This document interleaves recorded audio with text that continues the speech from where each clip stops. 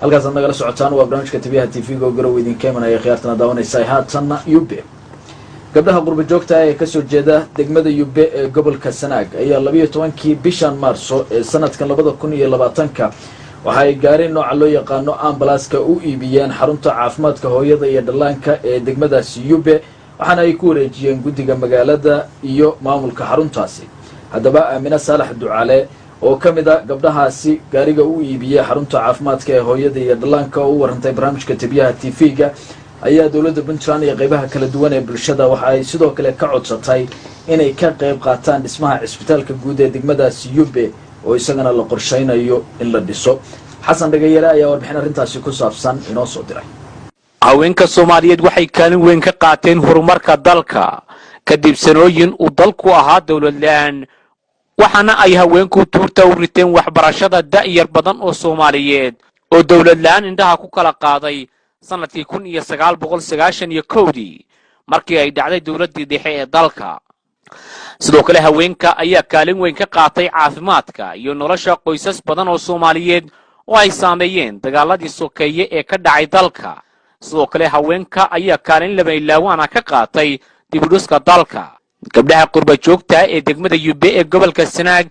ayaa sanadkii 2005 deegaankaas ka asaasay xarun qaabilsan caafimaadka hooyada iyo dhallaanka taas oo ah xarunta caafimaad oo kaliya ee ka jirta degmada Yube ee gobolka Sanaag siday barnaamijka TV-ga TV-ga u sheegtay Aamina Saalax Ducaale oo ahayd gabadhii hormuudka u ahayd asaaska xaruntaas kana mid ah qurba joogta degmada Yube ee wadanka Mareykanka magacaygu waa Aamina Saalax Ducaale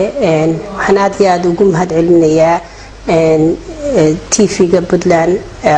oo igu soo booqday hoteelka Juba ma sha Allah tabarakallah MCH-ka Yube sidii uu ku yimi iyo sida loo asaasay iyo sida uu ku yimi 2005 ayaan waxaan soo booqday wadanka waxaana tagay Yube markii aan tagay oo la fadhiistay jaaliyada Yube waxay aad iyo aad u codsadeen markaan wax badan falanqaynay in dumarku ay codsadeen MCH-kii ma sha Allah dhulka waxa bixiyay Ibrahim Maxamed Xasan gabdhahana uu ku raacay in loo dhiso MCH dabadeedna halkaas ayaanu dhignay dhagax aniga iyo dumarkii markaan aniguna aan ka joogay qurba joogta waxaan dhagaxii markii aanu dhignay waxaan anigu ku noqday wadankii qurbaha especially waxaan ka imi Minnesota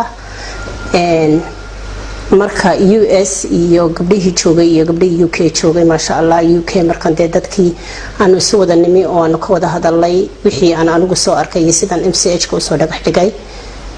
waa igu raaceen inaan MCH-ka bilowno ma sha Allah waxay yiraahdeen waa barnaamij fiican markii aan isu wada nimi oo lacagtii rays gareynay lagu bilgareynay ma sha Allah waa dhismay ilaahay waa noo hirgeliyay inuu dhismo dhismihii wuxuu nagu qaatay sanad nagu qaatay inta aan isu wada tagaynay soo wada dhisaynay US iyo UK labadaas aan ka rays gareynay lacagta ma sha Allah tabarakallah markii uu dhismayna waxa la keenay qalabkii hoosta maragtay meeshii leedahay MCH-ka wasaaradda caafimaadka dawladda Puntland oo ka duulaysa badqabka bulshada degmada Yube iyo deegaanada hoos yimaada ayaa waxa ay sanadkii 2015 waxa ay gaarsiisay qalab iyo dawo xarunta caafimaadka hooyada iyo dhallaanka ee Yube ka bacdi wuxuu u baahday qalab of course qalab la'aan ma jirto marka waxa naga caawintay qalabkana dawladdii Cabdiweli ma sha Allah tabarakallah waxna loo keenay qalab oo qalabkaas ma sha Allah isaguna wax weyn buu qabtay ka bacdi hooyooyinkii ku dhibaataysnaa ama magaalada gudaheeda ama nawaaxigeeda at least waxay heleen meel ay ku umulaan ilmaha oo hadii ilmaha uu wax noqdona maxaan idhaahday ama ay ku umuli kari waayeen halkaana lagu badbaadiyo ma sha Allah tabarakallah kabacdi waa ka sii soconay waxaa timi hay'adda care iyaduna shaqaalaha maasha Allah way qabatay hadda muddo 2 sanadood ama 2 sanadood iyo badh iyada gacanta shaqaalaha ku haysa iyagana aad iyo aad baan ugu mahad celinaynaa maasha Allah de wax kasto adduunka la qabto wuxuun bay ku yimaadaan haddii aad wax qabatid de ku kala furfurmayaan wax kasta maasha Allah tabarakallah waa ka sii socotay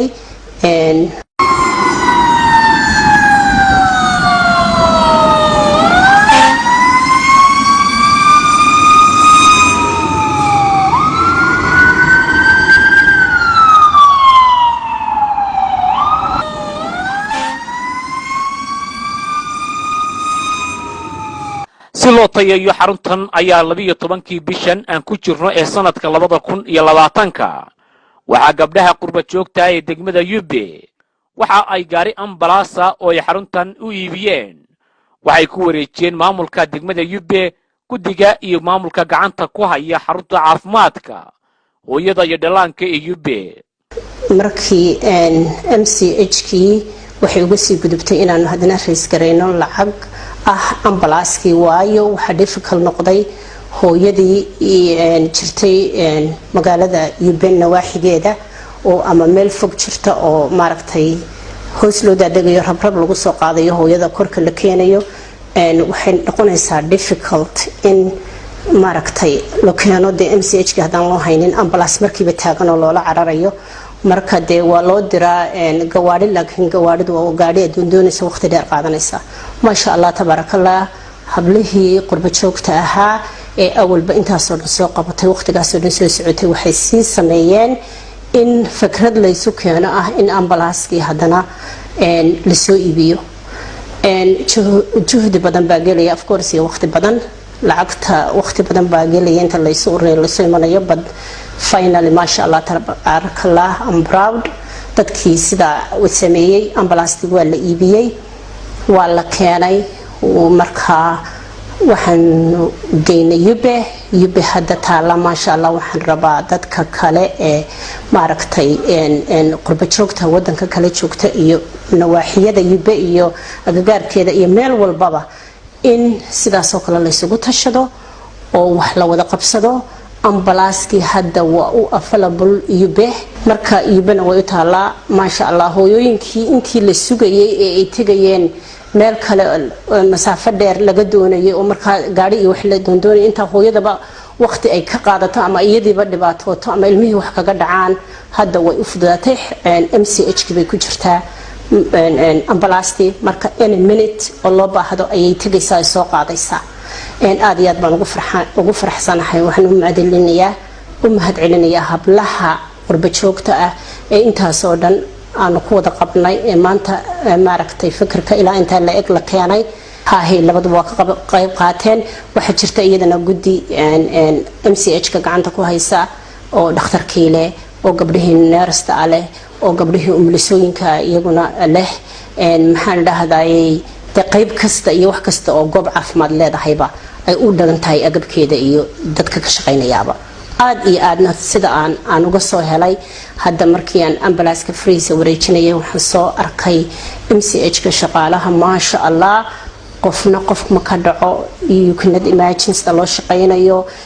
meel kasta sida ay tahay marka MCH-kana aad iyo aad baan sida maaragtay fiican ee guddida gacanta uga haysaa ay maanta iyaguna heer uga soo gaarsiiyeen ilaa heer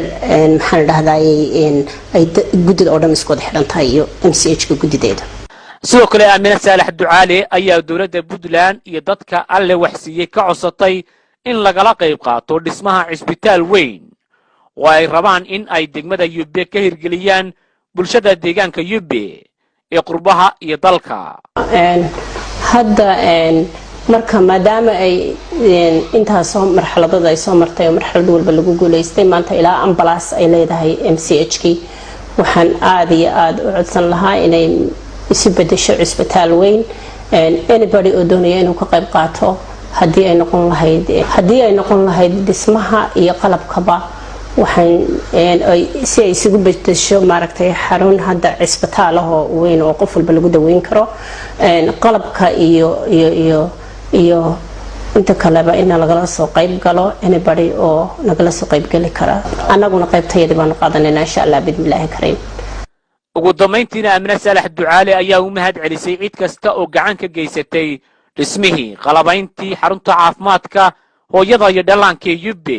iyo iibinta gaariga ambalaaska ay ku wareejiyeen xaruntaasi. waxaan halkan aad iyo aad uga mahad celinayaa bulshada dalka gudihiisa iyo dibadiisaba ka qayb qaatay gaar ahaan waxaan aad iyo aad uga mahad celinayaa gudida MCH ka gacanta ku haysa habeen iyo maalin u heelan u taagan wax kasta qabanaysa oo maaragtay dalkeedii uga shaqeynaysa wax kastina way isku xidhnaan ma sha Allah tabarakallah. gudida aad iyo aad faraha ku haysa maanta MCH ka aad iyo aad ayaan ugu mahad celinayaa. waxa inta aan ka arkayna ma sha Allah heer fiican buu marayaa si fiican buu u socdaa horta idinka weydin mahad celinaya. waxaan u mahad celinayaa gudida Yubbe joogta oo iyaguna u heelan hadii de maaragtay wax tala iyo tusaale ah loola tago sida ay iyaguna gacan uga siinayaan oo maaragtay gudida u barbar taagan yihiin. waxaan kale u mahad celinayaa hooyooyinka iyaguna had iyo goor u heelan marka wax looga baahdo maaragtay MCH ka iyaguna caawimadooda ka qayb qaadanaya wax kastaba ha ahaatee. waxaan kaloo mahad aad iyo aad aan la koobi karin uga mahad celinayaa qurbo joogta dibadda ee had iyo goor u heelan in ay maalinba meeshii ay soo taagtay ambalaaska ilaa ma laga bilaabay the bottom ilaa the top oo ma sha Allah maanta ay meel fiican ka marayso. dadka habeenaya maalin hareer taagan wax kasta u qabanaya waxba aan ka keenaynin wixii doonayaan inay la qabtaan maaragtay de wax kasta waxay leeyihiin caqabad aan marnaba aan caqabadina kaga hor iman dadkaasi sida ay ula qabanayaan hooyooyinka iyo dhallaanka ku nool Yubbe insha Allah bidmillaahi kariim. waxaan kale u mahad celinayaa Puntland qalabka naga soo gaaray markii ay joogtay wasiiradii Amina Xarigle iyaduna wixii ay qalabaha ay keentay Puntland iyaduna naga soo caawintay. aad iyo aad ayaan idinka mahad celinayaa anigoo ku hadlaya afka maaragtay jaaliyada qurbo joogta ah ee u dhalatay deegaanka Yubbe. waxaan kale oo u mahad celinayaa wasiirada hadda joogta Sucaad iyaduna ma sha Allah ambalaaska intii hadarta timi waqti iyo door badan bay ka qaadatay iyadana mahad weyn baan u celinayaa. Xasan Ismaan Adna Xasan Dheere TV-ga iyo idaacadda dowladda Puntland.